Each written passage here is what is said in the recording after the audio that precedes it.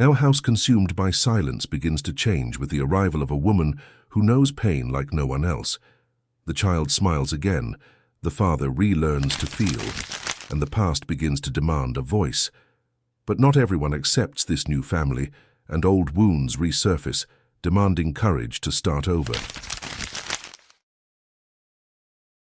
The Mendelssohn Manor stood imposingly atop a plot of land in Windsor. Built in the 19th century, it retained the imperial architecture that so characterized that hilly region outside London. The gardens, once vibrant and full of life, now displayed a wild and melancholic appearance, as if nature there had also lost its spirit. Inside the house, silence was almost a physical entity. One could feel it hovering in the corridors, settled in the wooden-floored rooms that creaked occasionally, as if the very structure sighed.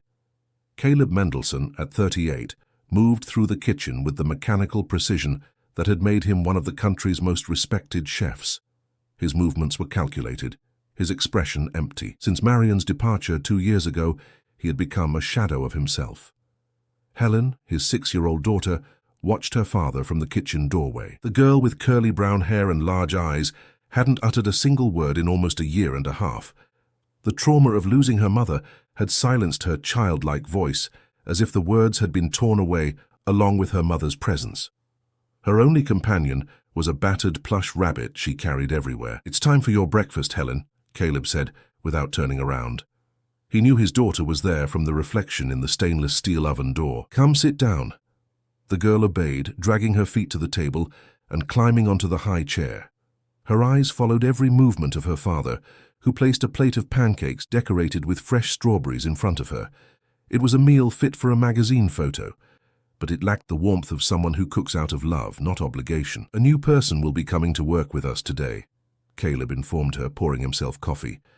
"A housekeeper. She will take care of the house and of you when I'm busy." Helen merely looked at her plate, showing no reaction. The last 3 employees hadn't lasted more than a few weeks. All said the house was too oppressive, or that the silent girl scared them.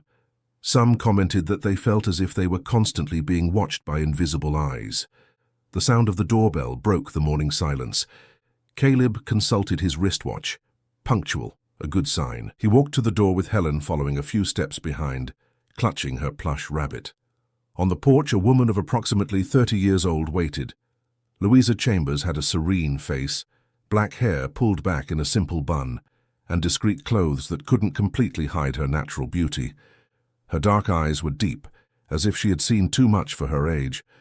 "Good morning, Mr. Mendelssohn. I'm Louisa, the new housekeeper." She introduced herself with a firm voice, extending her hand. Caleb greeted her formally. "Please come in. This is my daughter, Helen." Louisa knelt to be at the girl's height. Unlike other adults, she didn't force an exaggerated smile or speak in a childish tone. "Hello, Helen. It's a pleasure to meet you." The girl didn't respond as expected, but her eyes studied the newcomer with a rare intensity. "Helen doesn't speak," Caleb explained, his voice slightly tense. "Not since—" "I understand," Louisa interrupted, sparing him painful explanations. "Don't worry. Sometimes words are overrated." A look of slight surprise crossed Caleb's face. Normally, people reacted with discomfort or excessive pity to Helen's silence. Louisa seemed different. "I'll show you your accommodations and explain your duties," he said, resuming his professional tone. "The house is large and old. It has its peculiarities." As they walked through the rooms of the manor, Caleb explained the rigid routines he had established. Specific times for each activity, rules on how and when to clean each environment, what to serve at each meal. Life had been reduced to a procedure manual. "Helen's room is down this corridor. She usually wakes up at 6, even on weekends. She doesn't usually sleep well at night." "Nightmares?" Louisa asked. "Yes. How did you know?" "It's common," she simply replied without elaborating. There was something in her gaze that suggested intimate knowledge of nocturnal traumas. Late that afternoon, after Louisa had settled in, the doorbell rang again. An elegant woman with impeccably styled blonde hair and designer clothes entered without waiting for an invitation. "Caleb, dear, I came to see how you are," announced Deborah Watterson, placing a quick kiss on the man's cheek. Her eyes scanned the room until they found Louisa, who was organizing some books. "And who is this?" The new housekeeper, Louisa Chambers. Louisa, this is Deborah, a family friend. Deborah's smile didn't reach her eyes. Housekeeper? I thought we had agreed that I would recommend someone trustworthy. I preferred to make the selection personally this time, Caleb replied. Deborah studied Louisa with a critical gaze. I hope you last longer than the previous ones. This house seems to consume people. I'm sure I'll be fine, madam, Louisa replied politely but without subservience. When Helen entered the room and saw Deborah, she instinctively took a step back, hiding partially behind Louisa. The gesture did not go unnoticed. Helen, come give Aunt Deborah a hug, the woman called, opening her arms. The girl remained motionless, clinging to Louisa's skirt. She's shy today, Caleb justified, visibly uncomfortable. She's always shy with me, Deborah retorted, letting her arms drop. Her gaze hardened as she observed how comfortable the girl seemed near the new employee. I don't think it's healthy for her to get attached so quickly to strangers. May I prepare some coffee? Louisa offered, trying to ease the tension. It won't be necessary, Deborah cut in. I just came to remind Caleb about the charity dinner on Saturday. You're going, aren't you, dear? Everyone is eager to see the famous chef after so long in seclusion. I don't know, Deborah. Helen doesn't like crowds and the nanny can stay with her, or rather, the housekeeper. She cast a disdainful look at Louisa. After all, that's what you hired her for, isn't it? After Deborah finally left, Caleb looked exhausted. Helen had disappeared to her room, as she always did when her aunt visited. I apologize for her behavior, Caleb said to Louisa. There's no need. I'm here to work, not to judge your personal relationships. Later that night, as Caleb locked himself in his study as usual, Louisa went to check on Helen before bed. The girl's bedroom door was ajar. She knocked softly. Inside the pastel-decorated room, Helen sat on the bed flipping through a photo album.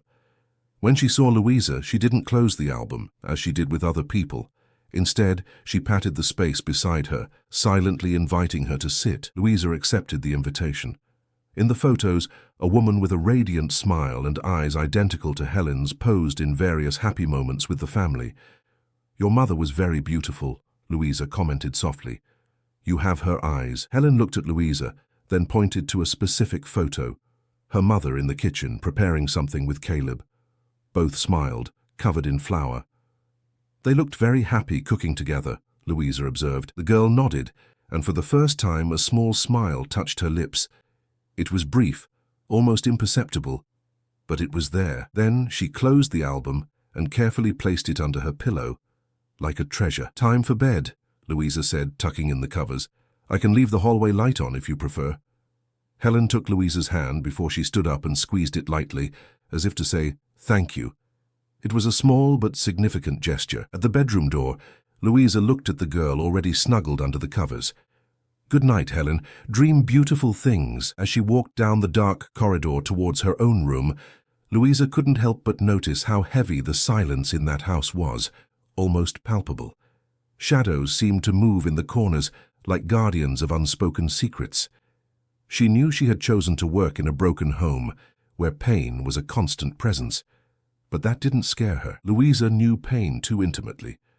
Perhaps that was exactly why she was there, because some broken souls recognize others, and sometimes only those who have known the bottom of the well know how to guide someone back to the surface.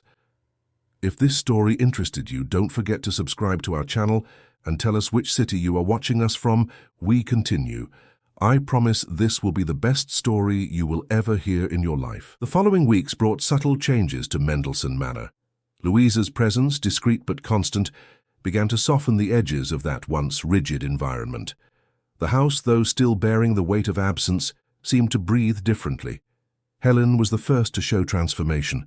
The girl still didn't speak, but her eyes had gained a new sparkle. She began to follow Louisa around the house, like a small silent shadow, watching attentively as the housekeeper performed her daily tasks. One Saturday morning, Caleb came down to the kitchen earlier than usual and found a scene that left him momentarily speechless. Louisa and Helen were preparing breakfast together. The girl, standing on a stool, was beating batter under the housekeeper's careful supervision. That's right, Helen. Now let's add the bananas, Louisa said in a gentle tone. The girl carried out the task with meticulous care, concentrated as Caleb rarely saw her. He cleared his throat slightly to announce his presence. Louisa turned, calm. "Good morning, Mr. Mendelssohn. I hope you don't mind." Helen woke up early and showed interest in helping with breakfast. "I didn't know you cooked," he commented, observing the impeccable organization of the kitchen, different from the mess that usually accompanied amateur culinary attempts. "I learned in one of the homes where I grew up. The cook taught me in exchange for help with cleaning," she replied, without going into detail. Helen looked up at her father, and to his surprise offered a small smile before returning her attention to the batter. "She's smiling," Caleb murmured, as if witnessing something extraordinary. "It happens sometimes," Louisa replied naturally, although her eyes revealed that she understood the magnitude of that moment, especially when she's focused on something she enjoys. "And what else does she like to do?" The question escaped Caleb's lips before he could contain it, laden with a painful realization. He didn't know. Louisa considered the question seriously. "She likes to draw, especially trees and birds. She has natural talent. She likes to feel different textures, sand, leaves, fabrics. And she loves stories, especially those with happy endings." Caleb's expression mixed surprise with something close to shame. How could he know so little about his own daughter? He, who spent hours creating elaborate recipes for strangers, barely knew Helen's basic tastes. Breakfast that morning was different. The banana pancakes, although lacking the technical perfection of Caleb's preparations, carried something that had long been missing from the house: warmth. The following week, Cecilia, Helen's godmother, appeared for her monthly visit. An elegant middle-aged woman, she had been Marian's best friend in college and had promised her friend that she would always be present in Helen's life. "Who would have thought?" she exclaimed upon arriving on the veranda and seeing Helen in the garden helping Louisa plant flowers. "Helen in the garden? The last time I tried to bring her here, she categorically refused." "Good morning, madam," Louisa greeted, standing up and wiping dirt from her hands on an apron. "Helen has been an excellent helper." Cecilia observed the interaction between the two with interest. "You seem to have made impressive progress with her. Is Caleb inside?" "In his study. Excuse me, I'll call him." When Louisa moved away, Cecilia approached Helen, who continued to dig small holes for the seeds. "Hello, dear. Are you enjoying gardening?" she asked with genuine affection. Helen nodded, offering her an extra trowel as an invitation to join the activity. The gesture moved Cecilia. "Who would have thought? Helen inviting me to play," she murmured to Caleb, who had just arrived in the garden. "This housekeeper seems to work miracles." Caleb watched his daughter, who was now showing Cecilia how to plant a seed correctly. "She has that effect. She's different from the other employees." "Different how?" "I can't explain it. She understands Helen in a way no one else has before." Cecilia studied her friend's face. "And what about you, Caleb? Does she understand you too?" The question caught him off guard. "I don't know what you're talking about. She's just an employee." "An employee who brought life back to your daughter's eyes," Cecilia observed. "And perhaps, if you allow it, she can do the same for you." Caleb looked away. "Don't start with that, Cecilia. Deborah's insistence that I need to move on is enough for me." The mention of Deborah caused a change in Cecilia's expression. "You're still in contact with her? After everything?" "She has been present. In her own way. In her own way, which includes trying to insert herself into your life as a substitute for Marian," Cecilia commented frankly. "Marian never liked her. You know that." "That's in the past," Caleb cut in. "Shall we have lunch?" Louisa prepared something. During lunch, Cecilia carefully observed how Helen interacted with Louisa. The glances, the gestures, the trust that clearly existed between the two. It was a dynamic that reassured her, but at the same time sparked a pang of concern. After the meal, while Helen went to her room to get drawings to show her godmother, Cecilia took the opportunity to speak alone with the housekeeper. "Louisa, isn't it? Tell me about yourself." "There's not much to tell, madam. I grew up in institutions, worked in different houses. And before this house..." A shadow crossed Louisa's gaze. "I worked for a family in Manchester. Unfortunately, it didn't end well." "And why?" "There were misunderstandings. I prefer not to elaborate." Cecilia nodded, understanding. "Sorry for the interrogation. It's just that Helen is very important to me. I promised her mother I would always protect her. I understand perfectly, and I can assure you that her well-being is my top priority. That night, after Cecilia's departure, Deborah appeared unannounced. She found Caleb on the veranda, observing the starry Windsor sky with a glass of wine in his hand. "Thinking of her?" she asked, sitting beside him. "Always," Caleb replied, without specifying whether he was referring to his wife or his daughter. "I heard Cecilia was here today," Deborah commented casually. "Did she mention anything about the new housekeeper?" "Louisa? Only that she's doing a good job with Helen." Deborah took a sip from her own glass. "Did you properly investigate her past?" Caleb frowned. "The agency did the standard check. Why?" "Curiosity," Deborah replied with a smile that didn't inspire confidence. "After all, she spends a lot of time alone with your daughter. Don't you think it's prudent to know exactly who this woman is?" "What are you implying, Deborah?" "Nothing specific. But have you noticed how Helen is changing? How she's become so quickly attached to a complete stranger?" "That's good, isn't it? Helen is opening up, finally." Deborah leaned closer, placing her hand over his. "I just worry about both of you. After everything you've been through, you deserve stability and trusting someone you barely know. Louisa has been excellent with Helen. I see no reason for concern." "If you say so," Deborah replied, leaning back. "Speaking of Helen, where's the little one?" "She's already asleep. Louisa implemented a bedtime reading routine that has helped with the nightmares." Deborah's expression hardened momentarily. "Fascinating how this housekeeper has taken on so many maternal roles in such a short time." Caleb seemed not to notice the acidity in the comment. "Helen deserves all the help she can get." The next day, during breakfast, the phone rang. It was Deborah, her voice strangely concerned. "Caleb, I need to talk to you. It's about Louisa Chambers." "What about her?" he asked, moving away so that the housekeeper, who was serving Helen's cereal, wouldn't hear. "A friend who works in human resources did a background check for me. It seems your housekeeper has a problematic history." "What kind of history?" "She was dismissed from her last job under suspicious circumstances, something involving the family's child. I couldn't get all the details, but it seems serious." Caleb felt a tightening in his chest. "Are you sure?" "Absolutely. I just thought you should know, considering how close she is to Helen." After hanging up, Caleb observed Louisa and Helen in the kitchen. The housekeeper was cutting fruit into fun shapes, eliciting small smiles from the girl. There was something genuine, pure in that interaction that contradicted Deborah's insinuations. Later that day, Louisa found Helen in her room, unrolling a large paper on the bed. It was a drawing of 3 stick figures, a larger one, clearly masculine, a small one, with curly hair, and a feminine figure between the two, holding hands with both. "It's a beautiful family," Louisa commented. Helen pointed to the feminine figure, and then to Louisa, her eyes expressing what words could not. "Me?" Louisa asked, feeling an unexpected emotion tightening her throat. "Am I in your family?" The girl nodded, taking Louisa's hand and squeezing it with her small fingers.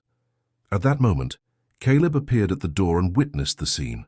The drawing, Helen's gesture, the barely contained emotion in Louisa's eyes. Something stirred within him, a complex mixture of relief at seeing his daughter open up, fear of that intense bond, and an indefinable feeling as he observed Louisa. "What's this?" he asked, entering the room. Helen quickly picked up the drawing and proudly held it out to her father. Caleb examined it in silence, his eyes fixed on the 3 united figures. "It's very beautiful, daughter," he said finally, his voice slightly choked. "Very beautiful indeed."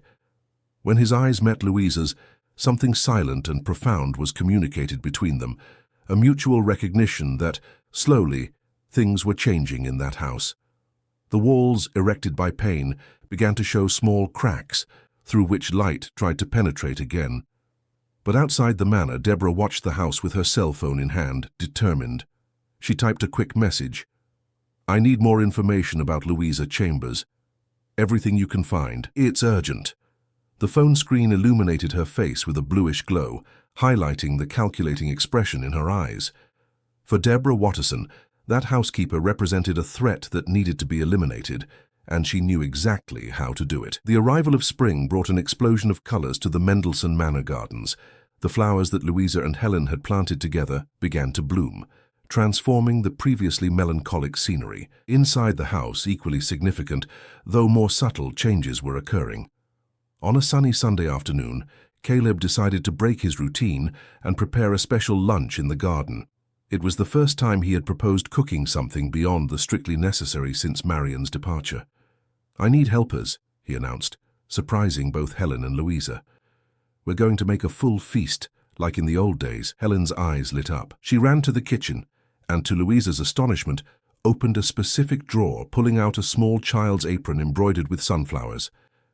"It was hers and her mother's," Caleb explained, noticing Louisa's intrigued look. "They had matching aprons for when we cooked together on Sundays." Louisa helped Helen tie the apron. "It seems we have a family tradition to uphold then." The word family hung in the air, laden with meaning. Caleb hesitated for an instant, but then smiled, a genuine smile, the first Louisa had seen since arriving at that house.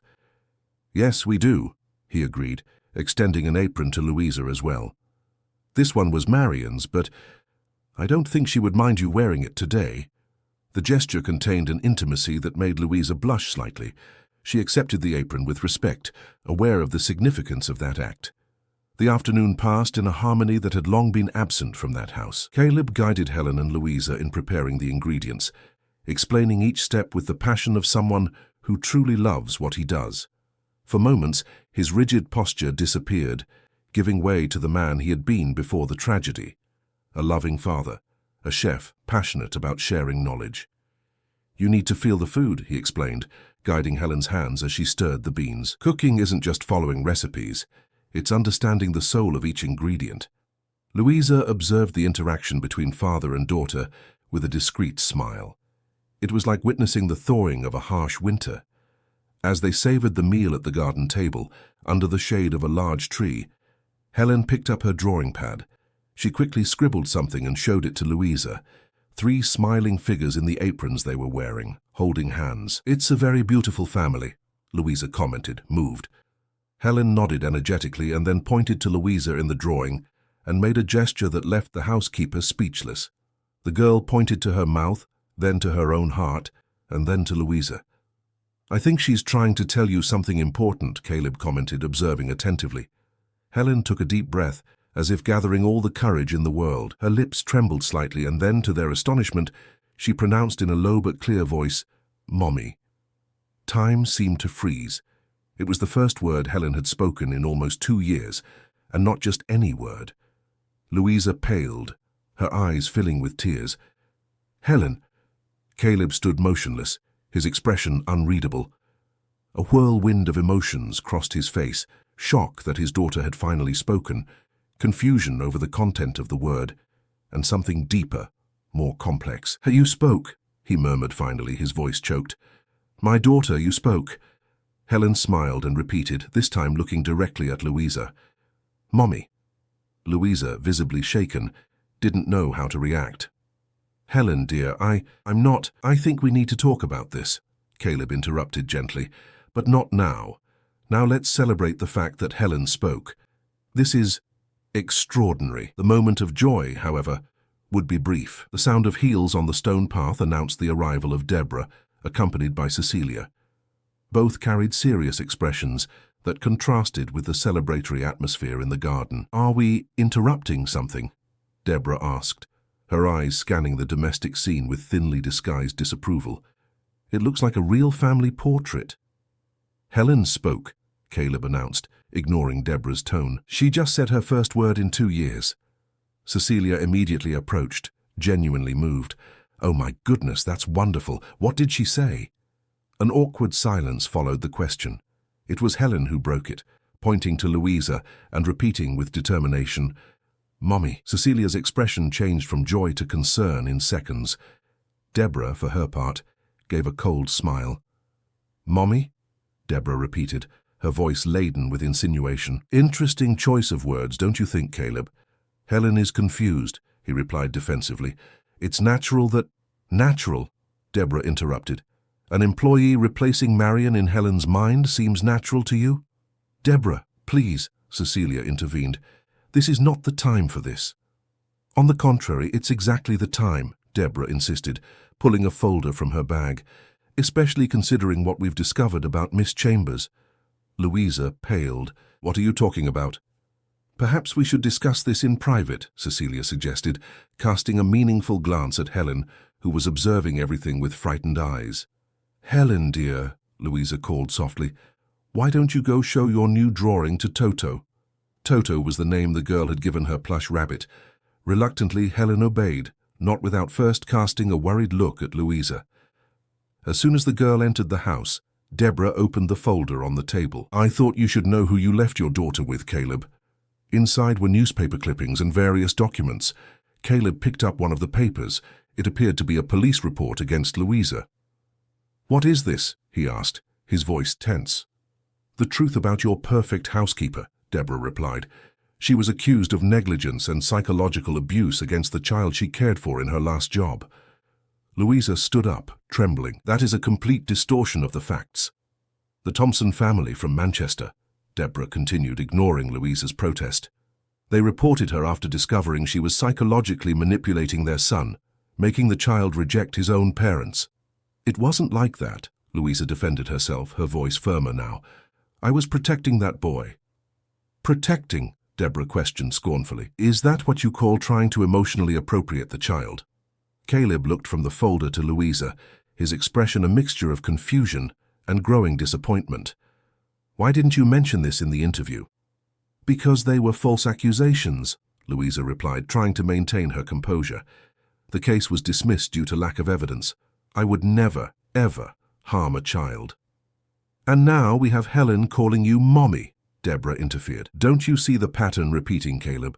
She's doing the same to Helen as she did to that boy. Caleb turned to Cecilia. You knew about this? Deborah told me yesterday, Cecilia admitted, uncomfortable. I was shocked, Caleb, especially considering how attached Helen has become to her. Perhaps that's exactly why we should be concerned, Deborah suggested. How natural is it for a traumatized child to get so quickly attached to a stranger? I'm not a stranger to Helen, Louisa defended herself, tears in her eyes now. We built a relationship of trust. I respect her, listen to her, give space for her feelings. That's not manipulation, it's care. Caleb ran his hand through his hair, visibly disturbed. Why did the previous family accuse her then? Louisa hesitated. Because I discovered they were mistreating the boy, not physically, but emotionally. They pressured him beyond his limits, ignored his emotional needs, punished him for any display of vulnerability. When I confronted them, they invented these accusations to discredit me. A convenient story, Deborah commented. It's the truth, Louisa insisted. I worked in care institutions before. I know how to recognize when a child is suffering, even if silently, like Helen was when I arrived here. The last sentence came out more accusatory than Louisa intended. Caleb visibly stiffened. What are you implying?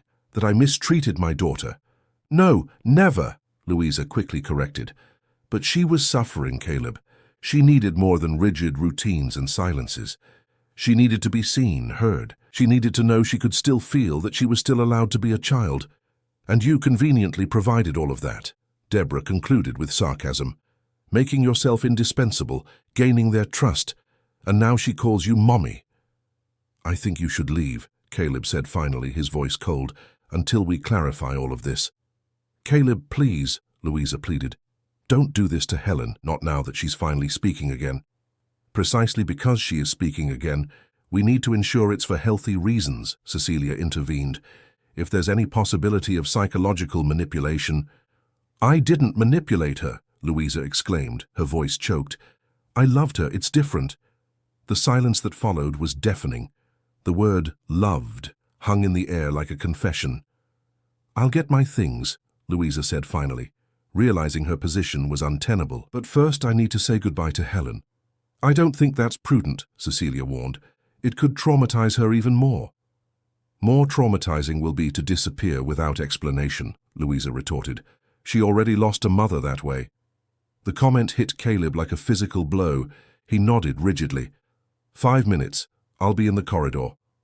Louisa found Helen in her room, hugging her plush rabbit, her eyes wide with fear. The girl seemed to have heard part of the discussion. Helen, Louisa began, kneeling to be at the child's height. "I need to leave for a while." "No," Helen protested, her voice still fragile from disuse. "Stay, Mummy." Louisa swallowed the lump in her throat. "Darling, I'm not your mother. Your mother was a wonderful woman who loved you very much, but she can't be here now." "You take care," Helen insisted, with the simple logic of a child. "Like Mommy." "Yes, I take care of you. And I will always care about you, even from afar. But I need to go now." "Why?" Helen's eyes filled with tears. Louisa chose her words carefully. "Sometimes adults disagree about what's best. Your father needs time to think." "Daddy's sad again," Helen murmured. "House dark." Louisa hugged the girl tightly.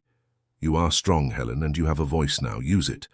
Say what you feel, what you think. Promise." Helen nodded against Louisa's shoulder, sobbing silently. When they separated, the girl picked up the plush rabbit and held it out to Louisa. "Take Toto, you take care." The gesture broke Louisa's last shred of composure. "I can't take Toto. He belongs to you." "Come back?" Helen asked, her eyes pleading for a promise. "If your father allows it, yes," Louisa answered honestly. "I would come back in a heartbeat." When Louisa left the room, she found Caleb in the corridor, his face an impenetrable mask. "I will arrange your full payment," he said formally, as if speaking to a stranger. "It's not about money, Caleb," she replied, hurt by the sudden formality. "It's about Helen, about the family we were rebuilding together." "Family?" he repeated bitterly. "You've worked here for less than 3 months, long enough to see how hurt you both were and how much you started to heal."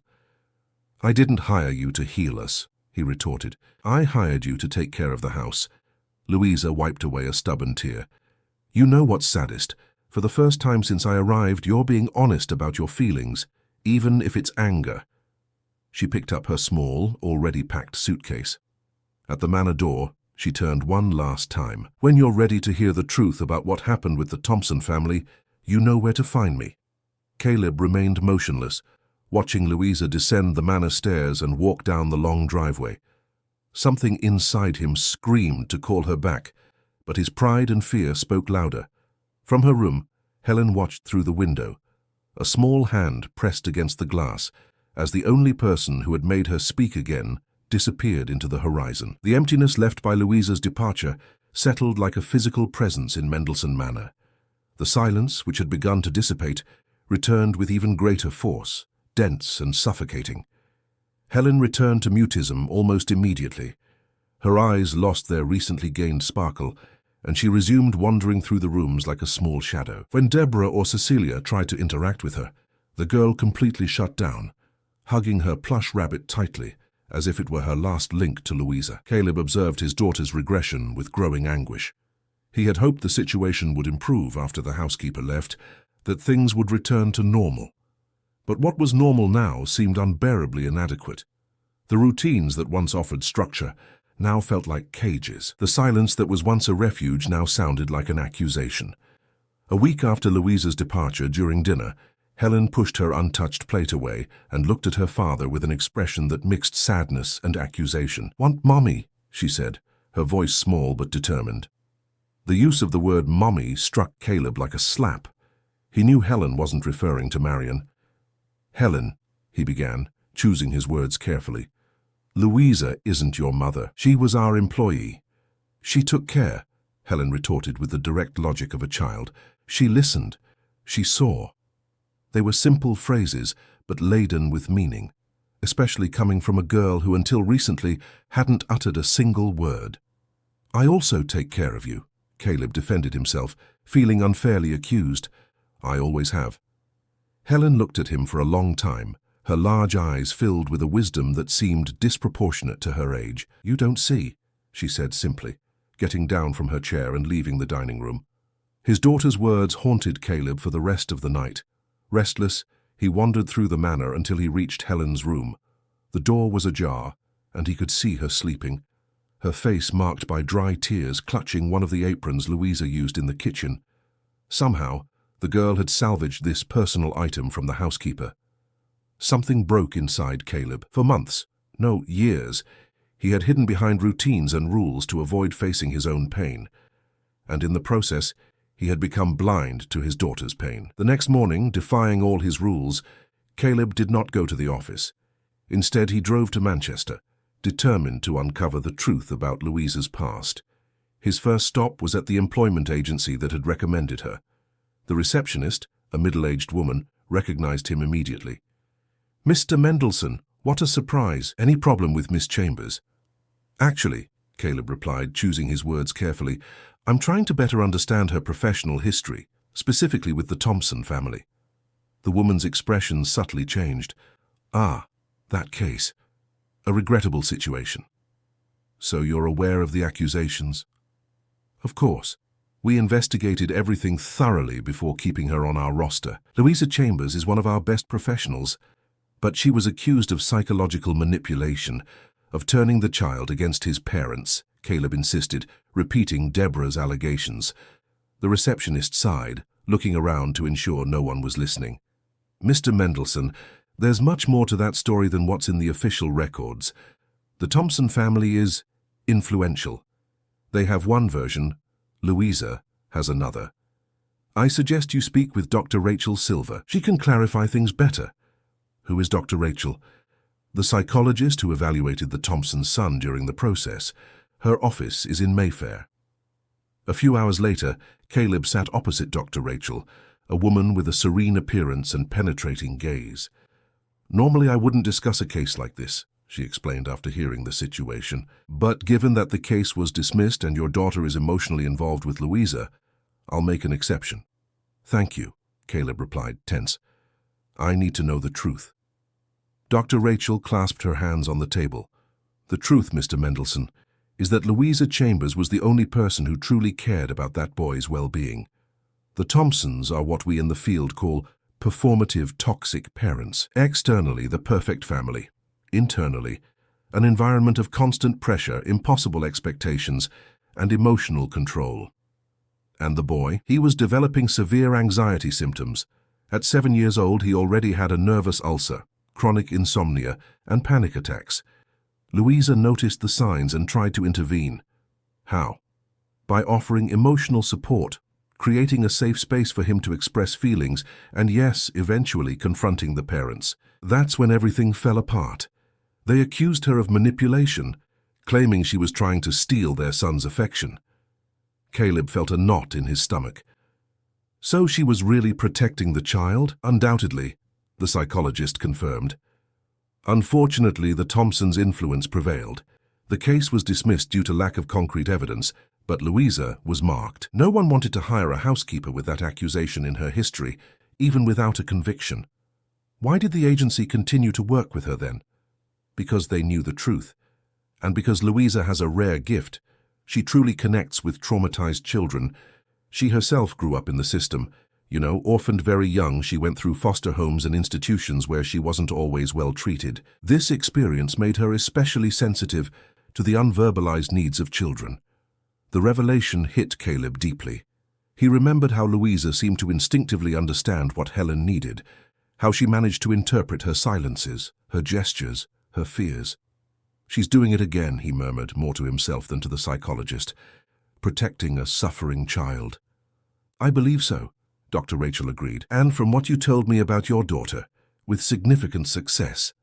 Back in Windsor, Caleb faced a storm that seemed to reflect his own inner turmoil. Rain fell in dense curtains, transforming the streets into temporary rivers.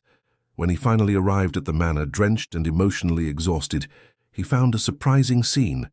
Deborah and Cecilia were in the living room, Helen between them, the three apparently in the midst of a heated discussion. "What's going on here?" Caleb asked, alarmed to see his daughter's distressed face. "We were trying to convince Helen to open up," Deborah quickly explained. "She's been very withdrawn since that woman left." "She has a name," Caleb said coldly. "Louisa." "Whatever," Deborah dismissed. "The important thing is that Helen needs to overcome this unhealthy fixation." "Unhealthy fixation," Caleb repeated, incredulous. "She became attached to someone who treated her with kindness and respect. How can that be unhealthy?" Cecilia intervened, conciliatory. "Caleb, you know we only want the best for Helen. We're concerned about the impact this separation is having on her." And you think pressuring a traumatized child to open up is the solution? He questioned, his voice rising. Look at her. She's clearly distressed. Helen had curled up on the sofa, hugging her plush rabbit as if her life depended on it. Her eyes were wide, scared by the confrontation between the adults. We weren't pressuring her, Deborah defended herself. Just trying to help. How did you try to help when you brought those accusations against Louisa? Caleb retorted, anger growing within him. Accusations that, by the way, I discovered today to be completely false. Deborah paled slightly. False? What are you talking about? I saw the documents, the report. I saw the same documents, Deborah. And I went further. I spoke with the agency, with the psychologist involved in the case. Louisa was protecting that child from abusive parents. And you believe that? Deborah questioned, regaining her composure. Obviously, she manipulated those people, just as she's manipulating you now. Enough! Caleb exclaimed, banging his hand on the table hard enough to make Helen flinch even more. He immediately regretted the gesture. Sorry, daughter. I didn't mean to scare you. He approached the girl and knelt in front of her. Helen, I need you to tell me the truth. How did you feel with Louisa here? Did she ever try to make you think badly of me or anyone in the family? Helen looked at her father, surprised by the direct question. Then she shook her head negatively. Did she talk about me when you were alone? Helen nodded. And what did she say? The girl hesitated, glancing quickly at Deborah as if fearing her reaction. Then, in a low voice, she replied, That daddy suffers. That daddy loves, but doesn't know how to show it. That I need to be patient. Caleb felt a lump in his throat. She said that I love you? Helen nodded again. Said Mommy Marian watches from the stars? That daddy needs time for his heart to heal. Every word was like a revelation. Instead of trying to alienate Helen from her father as Deborah suggested, Louisa had tried to help the girl understand her father's pain. She had kept Marian's memory alive. She had, in essence, tried to rebuild bridges instead of burning them. See? Deborah interrupted, impatient. She was meddling in family matters that were none of her business, talking about things she shouldn't with an impressionable child. No, Deborah, Caleb replied, standing up. She was doing exactly what we needed, helping Helen process what happened, understand her feelings and mine, something I should have done myself a long time ago. He turned to Cecilia, who was observing everything with a complex expression. You are Helen's godmother. You promised Marian you would always protect our daughter. What do you think she would say about how I've handled all this, about how I left Helen alone in her pain? Cecilia lowered her eyes, visibly touched by the question. She would be sad, Caleb. Marian always believed in open communication, in expressing feelings. She hated the emotional silence you were raised with. Exactly, Caleb agreed. And that's exactly what I imposed on my daughter. Silence, routines, rigidity, until Louisa came and showed another way. Deborah stood up, her expression hardening. This is ridiculous. You're romanticizing the role of an employee. No, Deborah. I'm finally seeing the truth about Louisa, about my daughter, about you. He approached, facing her directly. Why did you try so hard to drive Louisa away? What do you gain from it? Deborah hesitated, caught off guard by the direct question. I was just trying to protect you both. Protect or control? Caleb questioned. Since Marian's departure, you've been trying to take control of our lives, always offering to help, always present, always with an opinion on how I should raise my daughter or manage my home. That's unfair, Deborah protested. I just wanted to help. No, you wanted to take Marian's place, Caleb corrected, a sudden clarity washing over him, and Louisa was in the way. Cecilia let out a heavy sigh. Caleb, perhaps you're being a little too harsh. I'm being honest, finally, he replied, and I should have been a long time ago. With all of you, with my daughter, with myself. He turned to Helen, who was observing the confrontation with wide eyes. Helen, I'm sorry for not listening to you, for not seeing how much you were suffering, for letting Louisa go when she was so important to you. The girl's eyes filled with hope. Will you get Mommy Louisa? Deborah let out an indignant exclamation. This is absurd. She keeps calling that woman Mommy. Because that's how Helen feels about her, Caleb replied firmly. and I will no longer deny my daughter's feelings to satisfy my own pride or your expectations, Deborah. He knelt again before Helen. Yes, I'm going to get Louisa. If she wants to come back. The smile that lit up Helen's face was like the sunrise after a long night. In a rarely demonstrated impulse, she threw herself into her father's arms, hugging him tightly. "Thank you, Daddy," she whispered against his chest. It was the first time she had called him that since Marian's departure. Deborah picked up her bag, visibly displeased. "You'll regret this, Caleb. That woman isn't what she seems." "On the contrary," he replied, still hugging his daughter, "she is exactly what she seems. Someone who genuinely cares about Helen, something I doubted was possible until today." After Deborah's stormy exit, a contemplative silence fell upon the room. Cecilia remained, her expression softer now. "Are you sure about this, Caleb? Bringing Louisa back?" "I am," he confirmed. "It's not just for Helen's sake, although that would be reason enough. It's also because she did us good, both of us." Cecilia studied her friend for a moment. "Marian would be proud of you now, you know, for finally putting Helen first, for allowing yourself to feel again." "I'm not allowing myself to feel," Caleb began defensively. "Yes, you are," Cecilia gently interrupted. "And it's okay. Marian never wanted you to be alone forever. She just wanted you to be happy, for Helen to be happy. I don't know if I can be happy again." "Perhaps it's time to find out," Cecilia suggested, hugging him briefly before leaving. In the now silent room, Caleb looked at Helen, who watched him with renewed confidence. He picked up the phone, determined. "We're going to find Louisa," he said, feeling as if a huge weight was finally being lifted from his shoulders. "It's time to start over." Meanwhile, in a small guest house in the city, Louisa contemplated the rain through the window, a picture of loneliness. Her suitcase remained half open, as if she hadn't yet decided whether to stay or definitively leave Windsor. In her hand, she held a small hair tie that Helen had forgotten in one of her pockets, a tangible link to the child who had captured her heart. The phone rang, startling her. It was a number she didn't immediately recognize.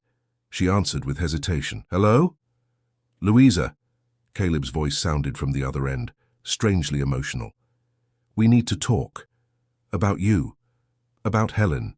About all of us." The storm raging over Windsor intensified as Louisa waited in the small guest-house room. She had agreed to receive Caleb to talk, although a part of her feared another rejection, another unjust accusation. Life had taught her to expect the worst. When the doorbell finally rang, she took a deep breath before opening the door. Caleb was drenched, his hair plastered to his forehead, his dress shirt completely soaked. But it wasn't his physical appearance that surprised Louisa. It was the vulnerability in his eyes, something she had never seen before. "Come in," she invited, handing him a towel. "You're soaked." "The storm got worse," he replied, accepting the towel. "Like the ones that seemed to follow my life in recent years." The self-deprecating comment was so unusual coming from Caleb that Louisa couldn't help but look surprised. "I went to Manchester today," he continued without preamble. "I spoke with the psychologist from the Thompson case, Dr. Rachel." Louisa paled. "I see. So now you know everything." "I know you were protecting that boy," Caleb confirmed, his voice softening, "just as you've protected Helen since you came to our home." "I tried to explain. I know. And I didn't want to listen." He ran his hand through his wet hair, visibly disturbed. "I was arrogant, stubborn, and frankly cowardly." "Cowardly?" Louisa repeated, confused. "I was afraid," Caleb admitted, the vulnerability in his voice shocking Louisa again. "Afraid of how Helen had become attached to you. Afraid of how you managed to reach her when I, her own father, had failed. Afraid of how you were changing our dynamic, our routine, our—" He hesitated. "My control over everything." "I never wanted to take your control. I know, you just wanted to help Helen and me, although I didn't deserve it." Louisa allowed herself to sit, her legs suddenly weak. "How is she?" "Bad," Caleb answered honestly. "She returned to almost total silence, except to ask for you every day." "I'm sorry to hear that." "Don't be. It's not your fault. It's mine." He finally approached, sitting beside her. "Louisa, I was wrong. I let pride, fear, and Deborah's manipulation blind me. I came to apologize and Ask you to come back." Louisa studied the man's face in front of her, looking for signs of falseness, of hesitation. She found none. "Come back as what, exactly?" she asked, her voice calm but firm. "As the employee you can dismiss the next time someone raises suspicions? As the housekeeper who should know her place and not get too close to your daughter? Or as someone you truly respect and value?" The question, direct and without subterfuge, seemed to catch Caleb by surprise. He hesitated, pondering seriously before answering. "As someone essential," he said finally.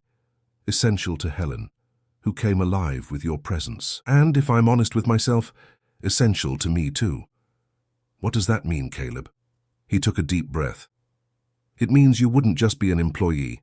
You would be part of our family, with all that implies. Respect, trust, permanence, a real home." "Family is a word with a lot of weight," Louisa observed cautiously. "I know. And I don't use it lightly," he assured her, "especially after realizing how I've failed in building my own family since Marian's departure." Louisa allowed herself a moment to absorb those words. Family, the word she had searched for her entire life, ever since she could remember. The promise of belonging that had always been denied to her. "Helen calls me Mommy," she said softly. "How do you really feel about that?" The question was direct, impossible to avoid. Caleb pondered for an instant. "At first, it scared me. I felt as if it were a betrayal of Marian's memory." He paused, choosing his words carefully. "But today I understood something important. Marian was irreplaceable. You are not taking her place. You are creating your own place in Helen's life, a place she desperately needs, and calling you Mummy is her way of expressing that." Louisa couldn't contain the emotion those words awakened. "I never wanted to replace Marian. I just wanted Helen to know that it was still possible to love and be loved." "I know that now," Caleb assured her, his voice choked. "And perhaps I needed to learn the same lesson." The look they exchanged in that moment contained more than words could express. A mutual recognition of shared wounds, of unexplored possibilities, of a future that until then seemed impossible. "Come back with us, Louisa," Caleb asked, extending his hand to her. "Helen needs you. And I do too." Louisa looked at that outstretched hand, a symbol of everything she had always desired: acceptance, belonging, respect. But years of disillusionment had taught her to be cautious. "I can't come back just to be discarded again at the first difficulty," she said firmly. "I need to know that this time you trust me, that you will fight by my side, not against me. I promise," Caleb assured her, with an intensity that surprised them both. "And I know promises don't mean much after what happened, but I'm willing to prove it every day if you give me the chance." At that moment, the storm outside seemed to intensify. A lightning flash illuminated the small room, followed by the clap of thunder, like an echo of the emotional turmoil they both lived. "There's something else you need to know," Louisa said, deciding it was time for total honesty. "If we're going to start over without secrets." "What?" "Deborah came to see me the day I left." Caleb visibly stiffened. "What did she want?" "To ensure I understood I should never come back. She said she had information about your family, about your brother." The mention of his brother provoked an instant reaction in Caleb. His expression became a mask of shock and discomfort. "My brother? Raphael. What could she know about him?" "She insinuated they had a relationship, and that he disappeared because of family secrets you preferred to keep buried." Caleb stood up abruptly, pacing the small room like a caged animal. "That's absurd. Raphael and I had a falling out, yes, but there were no dark secrets. It was a stupid argument about the family business. He wanted to modernize, I wanted to maintain tradition. Harsh words were exchanged, and then he left, said he would make a success on his own, that he would prove he was right. I never heard from him again." Caleb stopped, his expression dark. "But Deborah knowing him? Having a relationship? That doesn't make sense. She came into my life long after Raphael had already left." "Unless it's not true," Louisa suggested carefully. "Perhaps it's just another manipulation." "Or perhaps not," Caleb replied, concerned. "Raphael was always more impulsive than me, more sociable. It's possible that—" A new thunderclap shook the windows of the small guest house like a premonition. Louisa stood up, approaching Caleb. "Whatever the truth, We need to face it together, she said, surprising herself with the firmness in her voice. If we're going to rebuild something, it has to be on solid foundations. Caleb looked at her, a new determination dawning in his eyes. You're right. No more secrets, no more unspoken words, no more silences that destroy us from within. It's time to face everything, the past, the present, and perhaps the future. The last word hung between them, laden with possibilities. Let's go home, he said simply, extending his hand to her again. Helen is waiting. This time Louisa accepted. The Mendelssohn Manor was lit up when the car parked in the driveway, despite the late hour. Helen had evidently refused to sleep, insisting on waiting for her father's return, and, hopefully, Louisa's. When they entered, Cecilia came to greet them, relief evident in her expression. Thank goodness. Helen is so agitated I couldn't convince her to sleep. The girl appeared at the top of the stairs, her plush rabbit firmly clutched against her chest. When she saw Louisa, her eyes lit up like stars. In seconds she ran down and threw herself into the housekeeper's arms. You came back, she murmured against Louisa's neck. I knew you would come back. Louisa hugged her tightly, tears streaming freely down her face. Of course I came back, little one. I promised, didn't I? Caleb watched the scene with a mixture of emotion and awe. It was as if an essential piece of a puzzle had finally found its place, completing an image that had hitherto remained incomprehensible. Helen, he called gently. Louisa is tired. Why don't we help her settle in? Tomorrow we'll have plenty of time to talk. The girl nodded but did not let go of Louisa's hand as they went up the stairs. Cecilia approached Caleb, her expression serious. Deborah called, she informed him in a low voice. Several times. She seemed distraught. I imagine so, Caleb replied dryly. Her manipulations are crumbling. She mentioned something about Raphael, Cecilia continued hesitantly. Said she had proof you needed to see. His brother's name again. Caleb felt a tightening in his chest. What kind of proof? She didn't specify. Just said she would come tomorrow and that it was crucial for you to receive her. After putting Helen to sleep, a surprisingly easy process now that Louisa was back, Caleb found the housekeeper in the corridor. Thank you, he said simply, for coming back, for giving us a second chance. Helen deserves it, Louisa replied. And you too, despite everything. There was a moment of hesitation between them, as if both realized they were on the verge of something new and frightening. Finally, Caleb spoke. About my brother. There's a lot I haven't told anyone, not even Helen.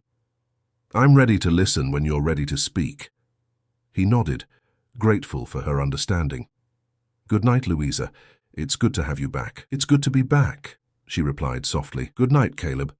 The next morning, the sun shone brightly after the storm, as if nature itself celebrated the new beginning. At breakfast, the atmosphere was light, almost joyful. Helen was talking, truly talking, animatedly about the plans for the day. She wanted to show Louisa how she had cared for the plants they planted together. She wanted to draw a new family. She wanted to make banana pancakes again. Calm down, daughter, Caleb laughed, a genuine laugh that surprised everyone, including himself. We have time for all of that now. It was at that moment that the doorbell rang. Caleb's expression immediately hardened. It must be Deborah. Do you want me to take Helen upstairs? Louisa offered. No, Caleb decided after a moment of reflection. No more hiding things from her. Helen is part of this family, and she has the right to be present. Besides, he added with a half-smile, she reminds me to be brave. When they opened the door, Deborah entered like a storm, her eyes scanning the family scene at the breakfast table with evident displeasure. I see the news is true, she commented acidly. The happy family is reunited again.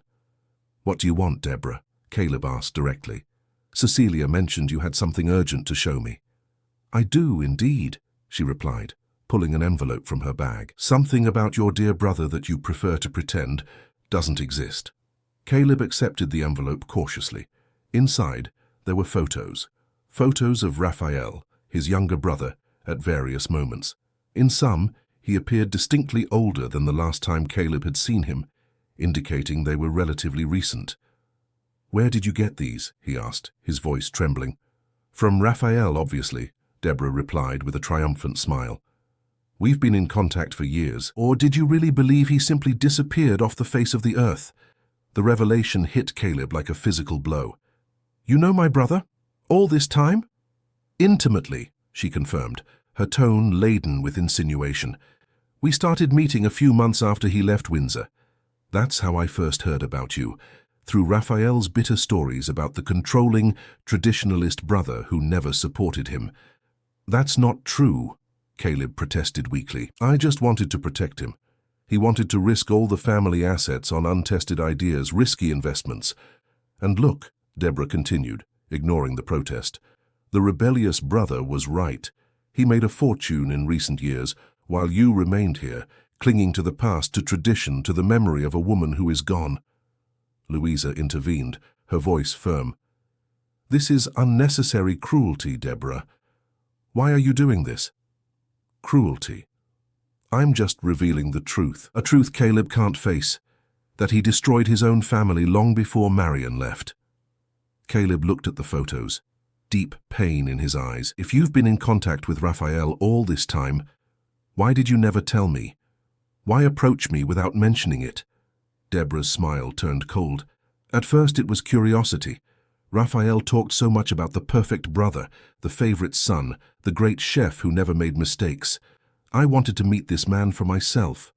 And then I realized there was an opportunity. Raphael wanted revenge, to show he was right. I wanted, well, you can imagine what I wanted. Control, Louisa concluded.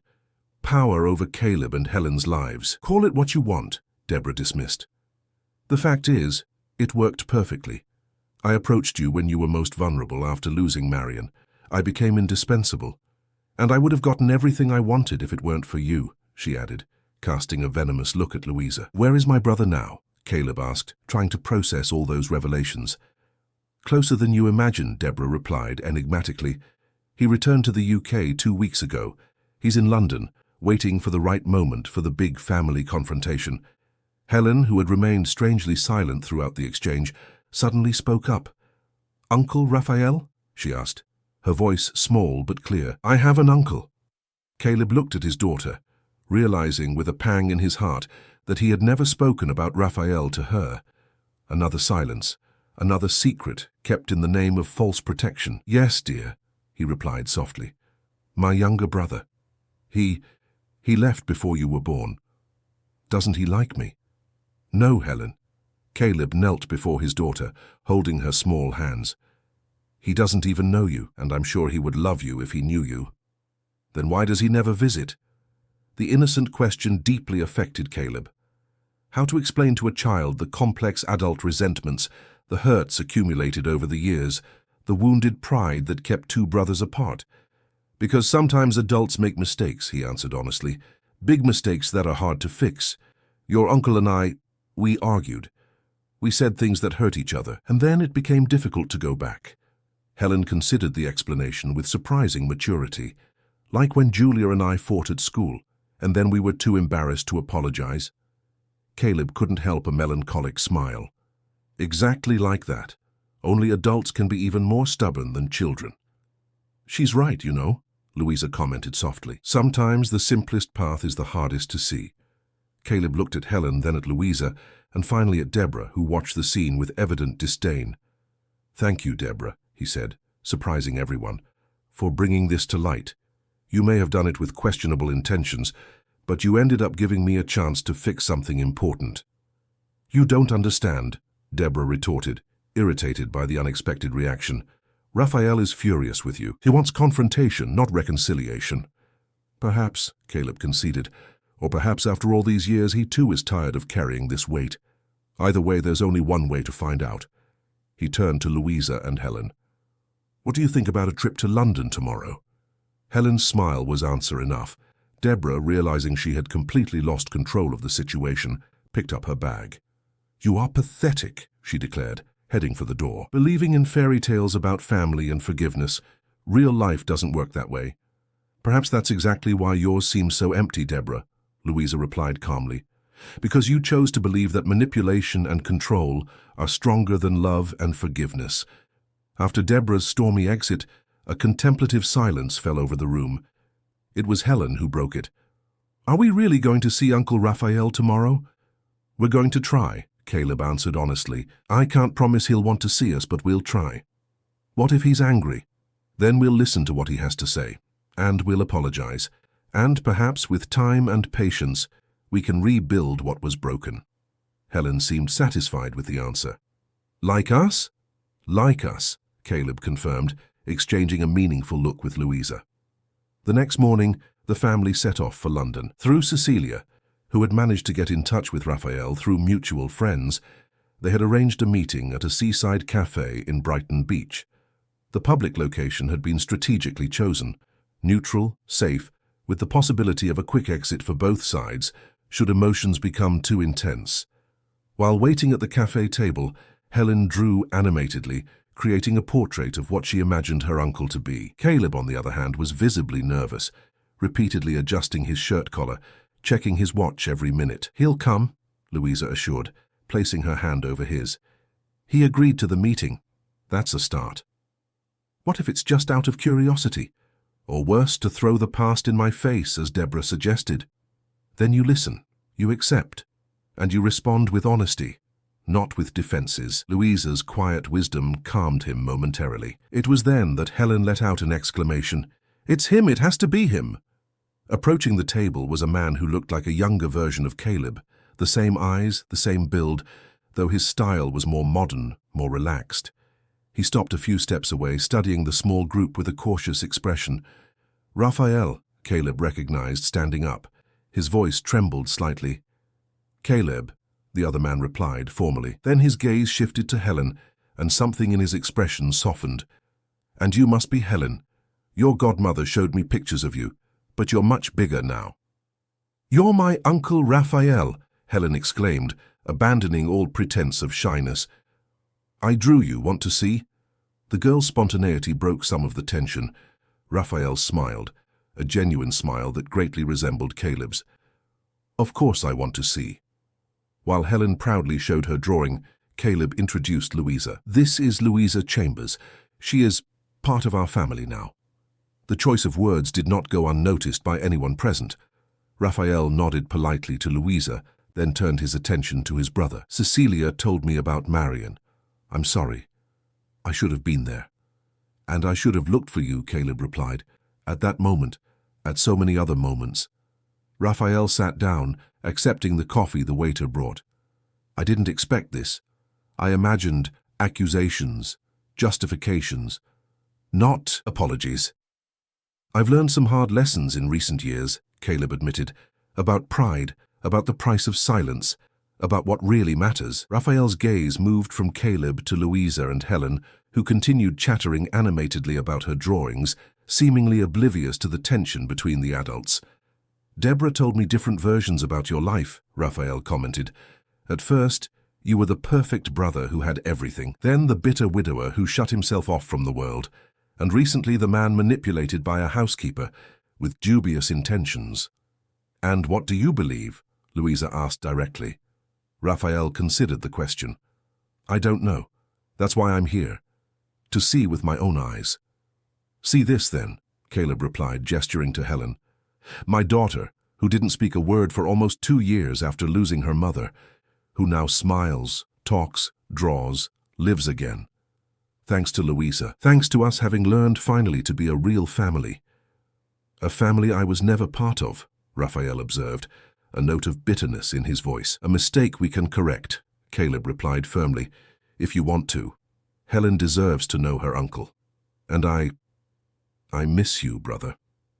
More than my pride ever allowed me to admit." Raphael remained silent for a long moment, absorbing those words. Finally, he looked at Helen, who now watched him with hopeful eyes. "You know, when I was your age, your dad used to take me fishing in the river near our house," he recounted, a nostalgic smile on his lips. "He always said I scared away the fish by talking too much. It seems you take after your uncle in that aspect." Helen laughed, delighted by that glimpse into the family past. "Can you take me fishing someday?" "That depends on your dad," Raphael replied, looking at Caleb. "If he thinks I'm qualified for the role of uncle." "More than qualified," Caleb assured, emotion showing in his voice. "It would be an honor." Something changed in the air between the brothers at that moment, a bridge beginning to form over the chasm of years of separation. It wasn't complete forgiveness, nor instant reconciliation. It was a beginning, fragile and precious, like the first shoots after winter. The conversation flowed more freely after that. Raphael spoke about his years abroad, his successful businesses, his travels. Caleb spoke about the restaurant he had left in the hands of an assistant after Marian's loss, about how he considered returning to professional cooking now. "We could be partners," Raphael suggested unexpectedly. "I'm thinking of investing in the gastronomic sector. A restaurant with the Mendelssohn name, run by the Mendelssohn brothers. It has potential." The offer surprised Caleb. "Are you serious?" "Absolutely. Perhaps it's time to unite our forces instead of competing. You have the culinary talent, I have the business acumen. It's always been that way." Before Caleb could answer, Helen interrupted with an innocent observation. "Can we all live together? The manor has a lot of space. Uncle Raphael, Mommy Louisa, Daddy and me." The word Mommy, applied to Louisa, made Raphael raise his eyebrows, but he didn't comment. Instead, he looked quizzically at Caleb and Louisa. "Things seem to have evolved more than Deborah told me." "We are rebuilding," Caleb explained, exchanging a meaningful look with Louisa. "Discovering what we can be together. As a family," Louisa added softly. "An unconventional family, perhaps, but real." Raphael studied the two for a moment, then smiled. "You know, Deborah really thought I'd be furious to see you two together, that I'd feel betrayed somehow. But the truth is, I'm happy for you, Caleb, for all of you." "And what about you and Deborah?" Caleb asked cautiously. Raphael laughed. "It ended a long time ago. She only kept in touch because she needed information, ammunition against you. I think she never got over Marian replacing her in your life." "She knew Marian?" Louisa asked, surprised. "Of course, they dated briefly in college before Marian. It didn't last long, but it seems to have left deep marks on Deborah." The revelation brought a new understanding of Deborah's manipulations. It wasn't just about control, it was about elaborate revenge, a resentment cultivated over years. When the meeting ended, Raphael surprised everyone by hugging Caleb tightly. "Let's not let another 10 years pass," he said with contained emotion. "We've already lost too much time." "Never again," Caleb promised. On the way back to Windsor, Helen fell asleep in the back seat of the car, exhausted by the day's excitement. Caleb drove in contemplative silence, while Louisa watched the mountain landscape. "What are you thinking about?" he asked finally, noticing her distant expression. "How unpredictable life is," she replied. "A few weeks ago, I was alone in a guest house, believing I had lost the only chance of family I ever had. And now?" "And now?" Louisa looked at the sleeping Helen, then at Caleb. "Now I'm afraid to believe this can be real. That it can last." Caleb extended his hand, holding hers. "It will last. I promise." "Don't make promises you're not sure you can keep," she warned softly. "This one I can," he assured her, "because I finally understood something important. A home isn't made of walls, rules, or routines. It's built every day, with honesty, forgiveness, and the courage to face fears." When they arrived at the manor, the sunset bathed the property in golden hues. Caleb carried the sleeping Helen inside, followed by Louisa. They put the girl to bed together, observing for a moment her serene face, free from the ghosts that had tormented her for so long. In the corridor, Caleb held Louisa's hand again. "Thank you," he said simply. "For not giving up on us." "I never could," she replied. "You became my family, the family I always dreamed of having." The kiss they shared then was soft, cautious, like a first step into unknown territory. But it contained a promise of healing, of new beginnings, of a future built on foundations more solid than the past. Months later, Mendelssohn Manor was transformed. Heavy curtains had been replaced by light fabrics that let the light stream in freely. The garden flourished vibrantly, cared for daily by Helen and Louisa. In the kitchen, where previously only solitary meals were prepared, now echoed laughter and conversation. The Mendelssohn Brothers restaurant had become a reality, an enterprise that combined Caleb's refined cuisine with Raphael's business vision. Helen attended school regularly, her voice growing stronger and more confident, and Louisa, officially, had ceased to be an employee to become an integral part of that rebuilt family. One Sunday afternoon, as everyone enjoyed lunch in the garden, Caleb, Louisa, Helen, Raphael, and even Cecilia, Helen made an important announcement. "I finished my new book," she proudly declared, holding up a handmade bound notebook. "Can I read it to you?" "Of course, Princess," Caleb encouraged. Helen opened the notebook with solemnity. "The title is The House That Learned to Speak," she announced. "It's about a sad house that didn't know how to say what it felt, and a family that learns to listen to silences." As the childlike voice narrated the story, a poetic and innocent version of her own journey, the adults exchanged emotional glances. Through Helen's eyes, their story was not about loss and pain, but about reconstruction and hope. And best of all, Helen concluded on the last page, is that the house discovered that it wasn't its size or beauty that made it special. It was the love that lived inside it. Because home isn't a place, it's where the heart learns to speak again. As they applauded the little author, Caleb looked around, at his smiling daughter, at his reunited brother, at the woman who had brought light back into their lives.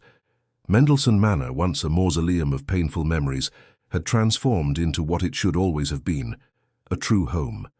Not a perfect home, free from challenges or difficult memories, but a home where silence was no longer used to hide pain, but to appreciate hard-won peace. A home where doors and windows remained open, both to sunlight and to life's inevitable storms. A home rebuilt not on the forgetting of the past, but on the courage to integrate it into the present, and most importantly on hope for the future that together they would continue to build, word by word, day by day, hug by hug. Dear listeners, we hope that the story of Caleb, Helen, and Louisa has touched your hearts and shown that even in the darkest hours, there is always the possibility of a new beginning. To continue this emotional journey, we have prepared a special playlist with equally captivating stories about unconventional families and bonds that transcend blood. Find it here by clicking to the left of the video. If this narrative about reconstruction and second chances has awakened something in you, don't forget to subscribe to our channel and like this video. Every day we bring unique stories that explore the complexity of human relationships and the capacity for overcoming that exists in all of us. Share your own stories of family reconstruction or moments when forgiveness transformed your lives in the comments. We look forward to reading your accounts and connecting through these experiences that make us human. See you in the next story.